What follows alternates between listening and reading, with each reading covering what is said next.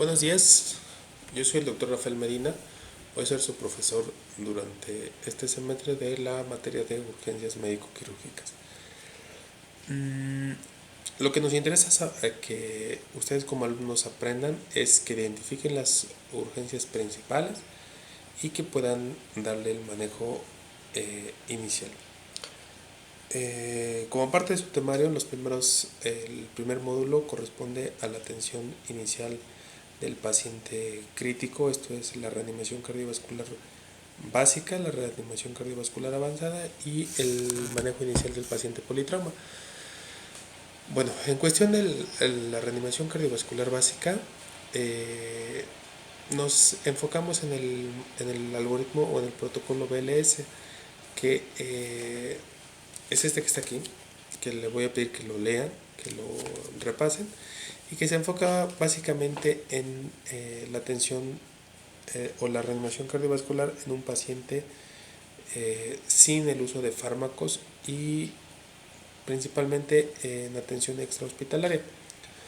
La muerte o el paro cardiovascular continúa siendo una importante causa de muerte a nivel mundial, principalmente, bueno, la estadística que tiene Estados Unidos y Canadá, aproximadamente 350,000 personas fallecen en Estados Unidos a causa de un paro cardiovascular.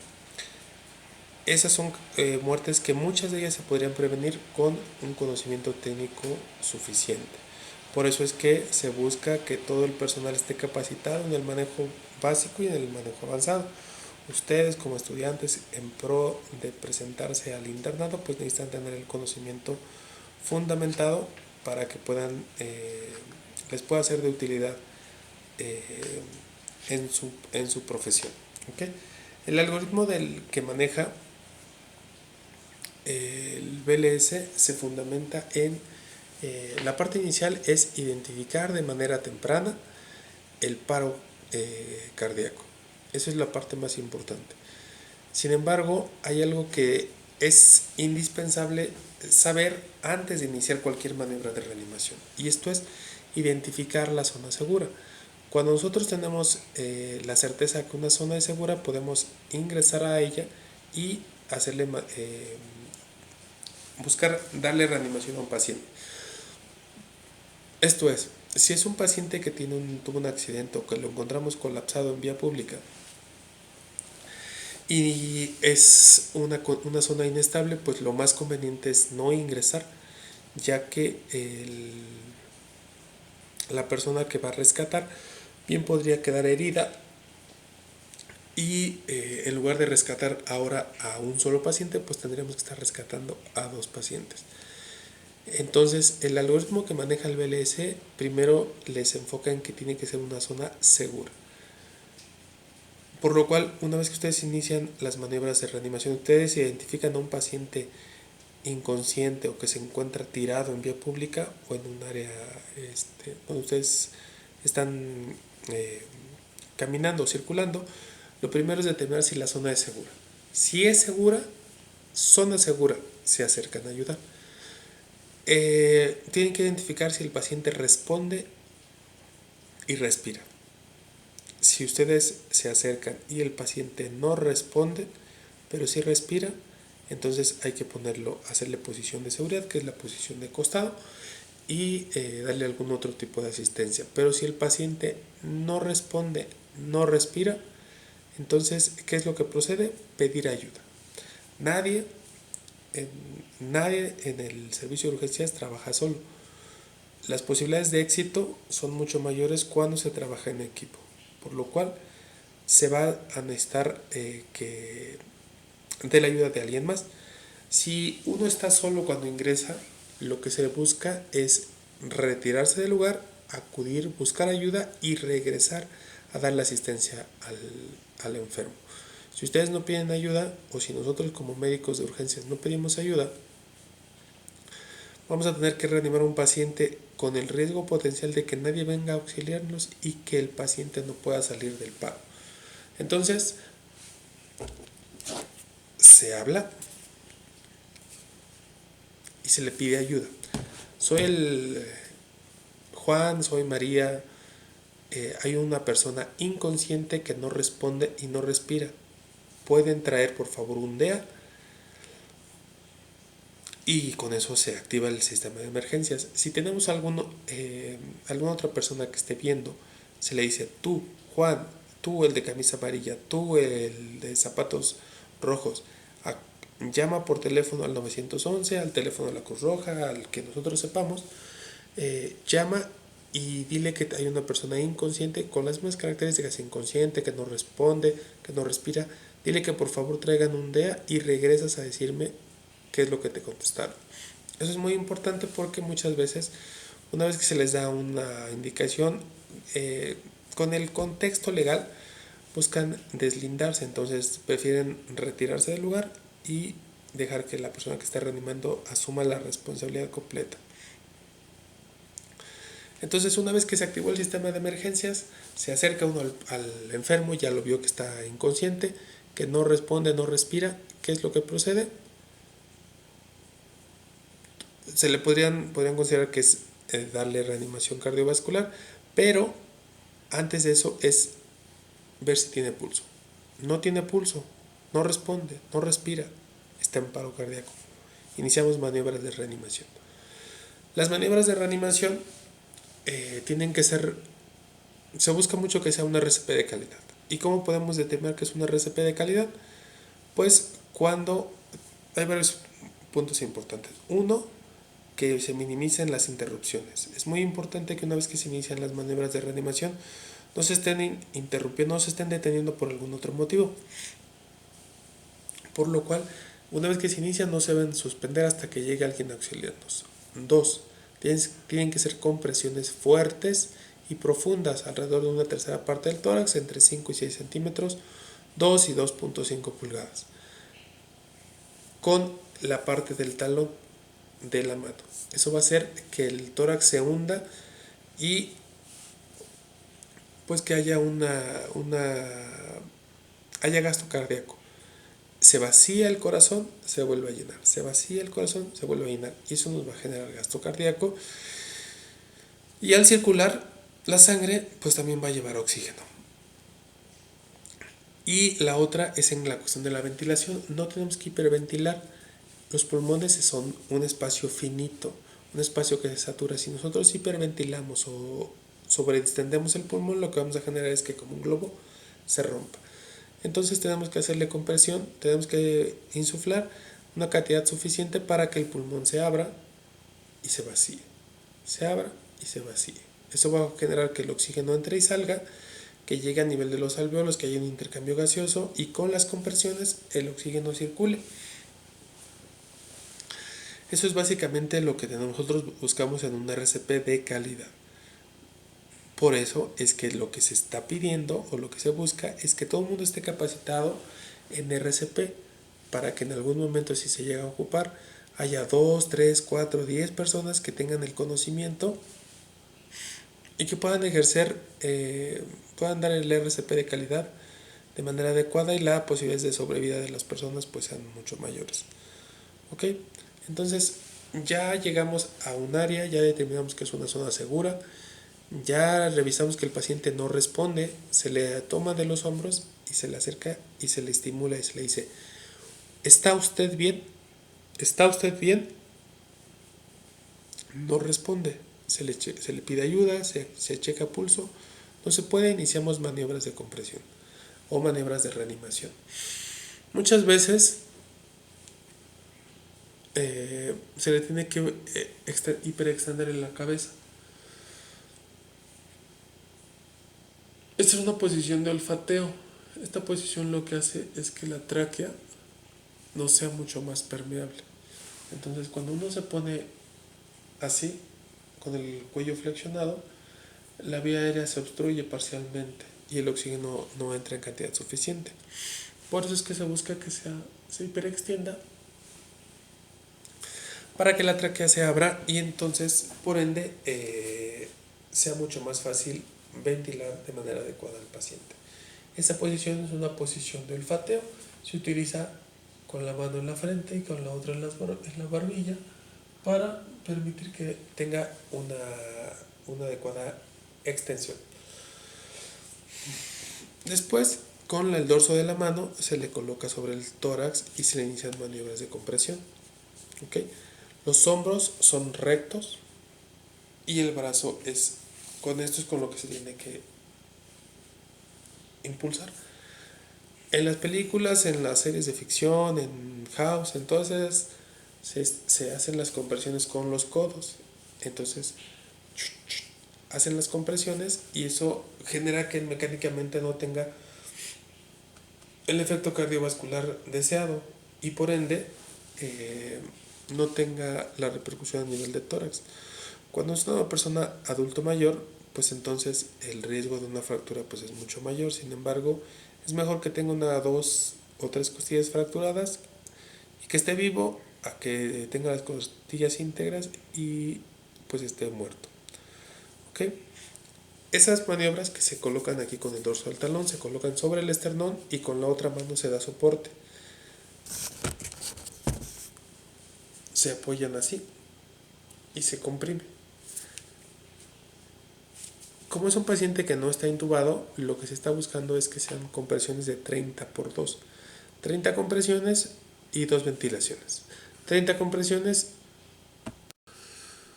30 compresiones, 2 ventilaciones. 30 compresiones, 2 ventilaciones. Eso va a generar que a un ritmo de 100 a 120 por minuto para que el promedio aproximado son como un ciclo de 5 compresiones pues nos va a durar alrededor de 2 minutos. Una vez que llega, que se pidió ayuda, le podemos nosotros dar 1, 2, 3, 4 ciclos y llega la ayuda. El que llega a reanimar tiene que llegar, o el que llega con el equipo tiene que llegar a colocarse del lado del reanimador y asistirlo, porque no sabemos cuánto tiempo lleva reanimando. Entonces, una vez que llega con el DEA, se le coloca el aparato. Es un aparato muy sencillo, que es del tamaño de una loncherita y es automático. Se sacan los cables, se conecta uno en la parte derecha, otro en la región subaxilar y el mismo aparato nos va a informar en qué momento hay que suspender la reanimación para que ellos puedan, él pueda identificar el ritmo. Solamente cuando el DEA nos pida suspender la reanimación es cuando vamos a detenernos. Si no, como vimos el RCP de calidad, pues hay que minimizar las interrupciones. Posteriormente, el aparato nos va a determinar si es un ritmo desfibrilable o no desfibrilable. La mayor parte de las personas que fallecen o que tienen muerte súbita pues son derivadas de una arritmia cardíaca y muchas veces es una fibrilación ventricular. Entonces, básicamente por eso se busca la atención prehospitalaria. Se hace la determinación y si es un ritmo desfibrilable, el mismo aparato va a decir que es un ritmo que amerita tratamiento eléctrico y nos va a pedir que realicemos la carga del aparato. Se le mueve el botón o se le aprieta el botón para que empiece a cargar. Sin embargo, en todo ese procedimiento, solamente cuando el aparato está haciendo la determinación del ritmo, se van a parar las maniobras de reanimación. Si no, entonces no se suspende la reanimación y se continúa con lo que procede. ¿Ok? Se continúa con lo que le corresponde. Una vez que el DEA ya realizó la carga de la carga necesaria, nos va a decir carga lista, desfibrile. Entonces se suspende la reanimación, fuera yo, fuera tú, fuera todos, y realiza la descarga. Inmediatamente después de la descarga hay que continuar con las maniobras de reanimación. Esa es la atención vital básica, o básicamente en eso se vierten los conceptos del BLS, y es un algoritmo cíclico, por lo cual una vez que se realiza la descarga, se dan maniobras de reanimación, se reevalúa. Se dan maniobras de reanimación, se reevalúa. Es un ritmo de 2 minutos. Entonces se tiene que estar revisando de manera cíclica para evitar que tenga hasta que el paciente se pueda llegar a recuperar. Hay algunos pacientes que se recuperan con la atención inicial, sobre todo con la desfibrilación, y entonces el paciente, una vez que se recupera, se le tiene que colocar en una posición de seguridad, que esto es de costado para evitar que se broncoaspire con una rodilla flexionada sobre la otra. Y esa es básicamente la atención del soporte vital básico. En el caso de que llegue un segundo rescatador y que sean dos los que están dándole maniobras de reanimación, uno se va a colocar en la cabeza, otro se va a colocar del lado derecho, y entre los dos van a dar un ciclo. Cuando ese ciclo se termine, se van a invertir, uno del lado izquierdo y el otro de la cabeza, para que descanse y para que dé el ciclo. Acaba el ciclo, nuevamente se invierten. Y así, para tratar de darle una rotación, si llega un tercer rescatador, pues entonces uno se va a colocar a la cabeza, uno da maniobras, otro da maniobras. Este se pasa a dar maniobras, este sube a ventilación y se quedan dos. Y se siguen rotando los rescatadores que sean necesarios mientras haya una rotación adecuada. Pues básicamente eso es lo que se tendría que buscar, que se aprendan de la atención del soporte vital básico.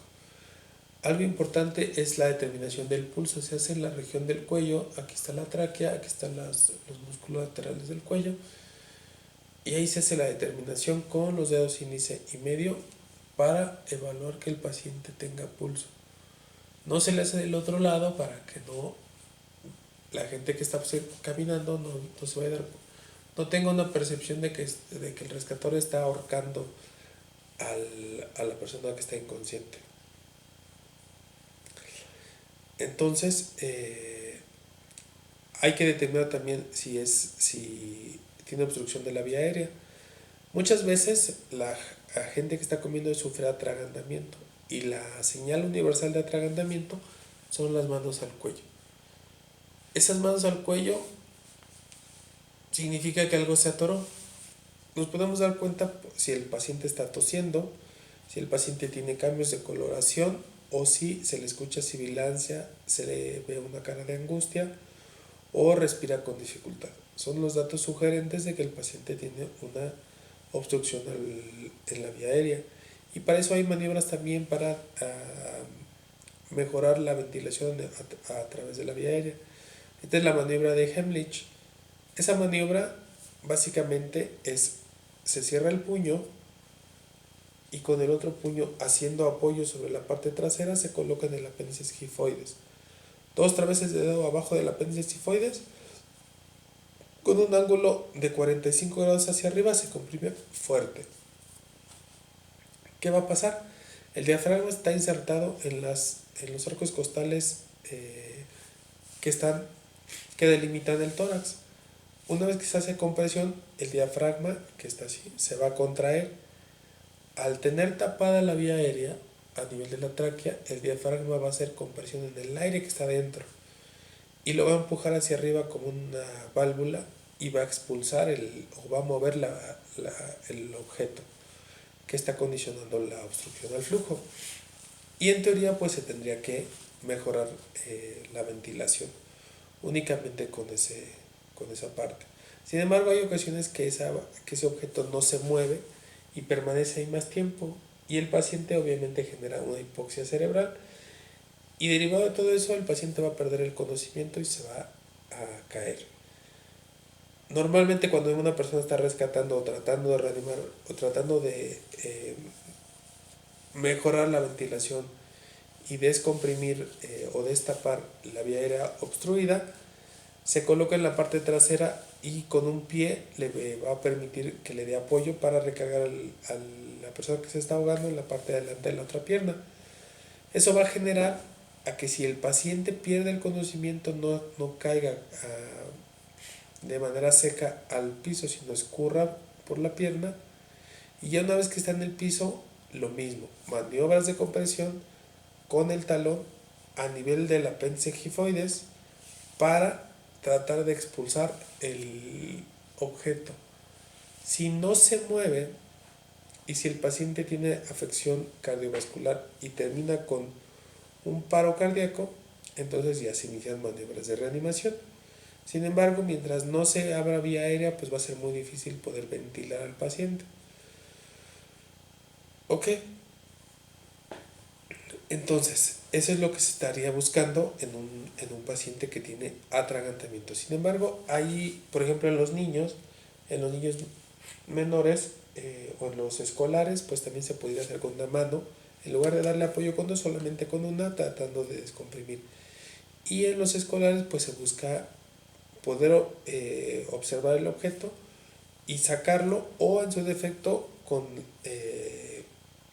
lo que se busca es compresión con dos dedos en el apéndice gifoides, se voltea y con el talón sobre en la región interescapular se le da un golpecito tratando de que se mueva. Se voltea nuevamente, se revisa que no haya, que sea visible el objeto para poderlo extraer y nuevamente maniobra de Heimlich para tratar de hacer que el objeto se mueva.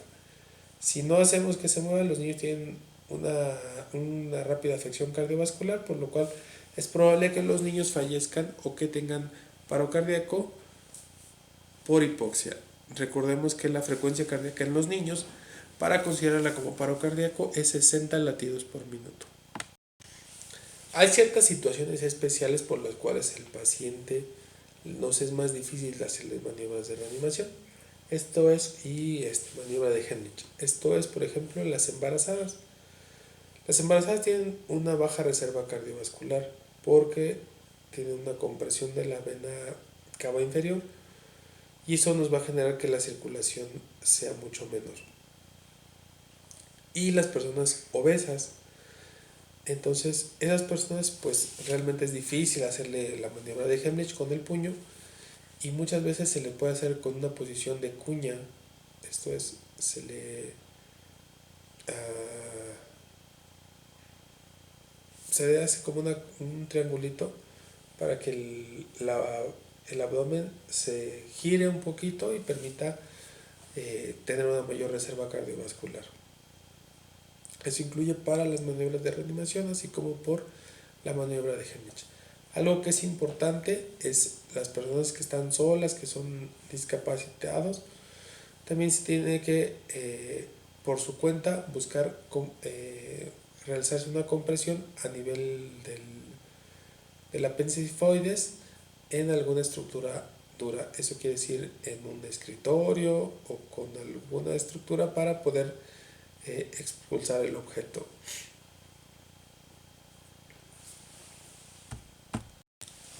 Hay algunas diferencias en la atención de los niños y en la atención de los adultos. Como ya vimos, en los adultos es un ritmo de 32. En el 2015 hubo unas modificaciones, en el 2010 hubo modificaciones de tal manera que antes era vía aérea, ventilación, circulación, y se modificó para que fuera circulación, vía aérea, ventilación. Esto es porque en teoría todavía hay oxígeno en las células y una vez que inician las compresiones, pues ese oxígeno va a circular. De ahí a que se inicie el RCP o la ventilación. Sin embargo, hay unas diferencias con respecto entre los adultos y los menores. Ya vemos que los adultos es una compresión 32, en los menores, si es un rescatador, se le da 32, si son dos rescatadores son 15 compresiones, 2 ventilaciones. ¿Por qué? Porque como comentamos hace un momento, la ventilación en los niños es mucho más factible que nos genere repercusión hemodinámica comparado con los adultos. La profundidad en la cual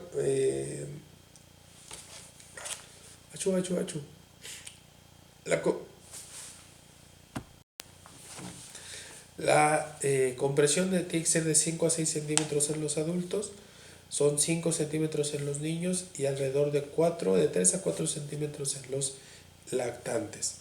Eso nos va a ayudar a que el tórax se comprima y que una vez que se libera, pues permita que se reexpanda de manera adecuada. Es muy importante esa parte, que permitir que el tórax se reexpanda y que se permita mantener el gasto cardíaco. Esas son básicamente las diferencias entre los niños, los adultos y los lactantes. Recordando y recapitulando es primero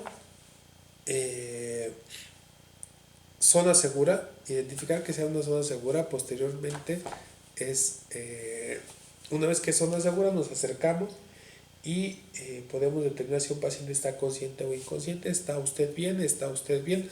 No responde, no respira.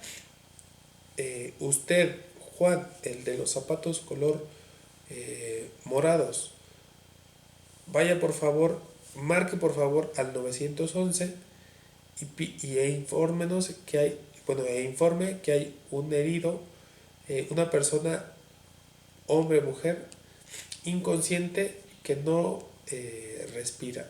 Pida un DEA y regresa nuevamente a informarnos. Juanito, el de las orejas puntiagudas, acompáñelo por favor y regresa conmigo a informarnos qué fue lo que pasó.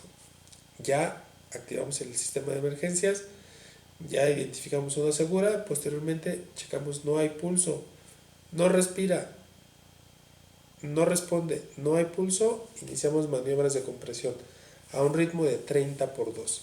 30 compresiones, 2 ventilaciones, de 100 a 120 por minuto. En algunos lados, sobre todo hay un video de la Asociación Británica del Corazón, donde ellos marcan el ritmo de Staying Alive de los Bee Gees. En México también se puede hacer al ritmo de la Macarena, para que mantengamos un ritmo de manera adecuada y permitir que el tórax se contraiga y se reexpanda. Se les hacen compresiones regulares. ¿Ok? Ya evaluamos zona segura, ya determinamos que es un paciente que no responde, no respira, ya pedimos ayuda, ya iniciamos maniobras de compresión de manera de calidad. Llega el DEA. Con el DEA podemos determinar si es un ritmo desfibrilable y no desfibrilable. El desfibrilable es taquicardia ventricular sin pulso y fibrilación ventricular. ¿Cómo nos damos cuenta cuál sí, cuál no? Cuando nosotros ponemos el DEA el DEA va a ser automático, pero cuando nosotros ponemos un monitor y encontramos que es un ritmo organizado o desorganizado. Si es organizado, checamos pulso. Taquicardia ventricular sin pulso, se desfibrila. Un trazo de ritmo sinusal sin pulso es actividad eléctrica sin pulso, se comprime. Es un ritmo desorganizado, línea isoeléctrica, que sería sistolia, o una fibrilación ventricular, que se desfibrila. Son los ritmos que nosotros tenemos que identificar y con los cuales tenemos que hacer la determinación de cuál es el procedimiento a seguir. ¿Okay? Es un ritmo desfibrilable con el DEA, entonces lo que se procede es pues desfibrilarlo. ¿Okay?